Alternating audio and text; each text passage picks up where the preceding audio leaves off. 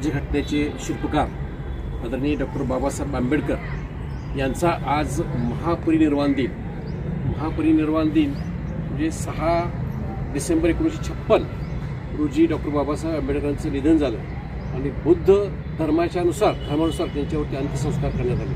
Doctor Babasaheb Ambedkar यांचे अंत्यसंस्कार चैत्यभूमी मुंबई या ठिकाणी करण्यात आले आणि आज 6 डिसेंबरला डॉक्टर बाबासाहेब आंबेडकरांना अभिवादन करण्यासाठी भारतातून जनसागर मुंबईला या ठिकाणी चैत्यभूमी उसळलं जातं। तर या डॉक्टर बाबासाहेब आंबेडकर जे घटनेचे शिल्पकार आहेत, त्यांनी आपल्या भारताची राज्यघटना जी आहे ती राज्यघटना लिहिली आणि त्यानुसार आपला देश या राज्यघटनेनुसार चालतो।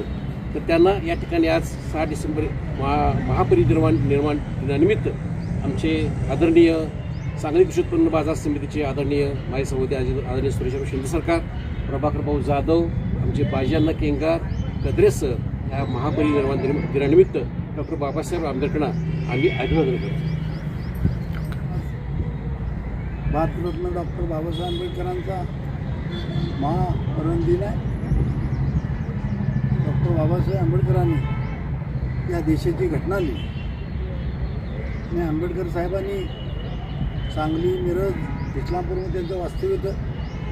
1938ला त्यांनी सांगलीमध्ये खटलाही चालवला होता आणि बाबासाहेबांचे भरपूर अनुयायी या सांगली, मिरज आणि इस्लामपूरमध्ये आहेत।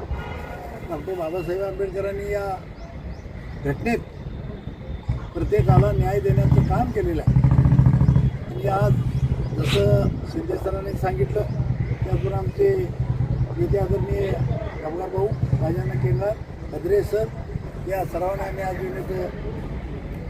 डॉक्टर बाबासाहेब आंबेडकरांच्या पुतळ्यावर अभिवादन केलेलं आहे।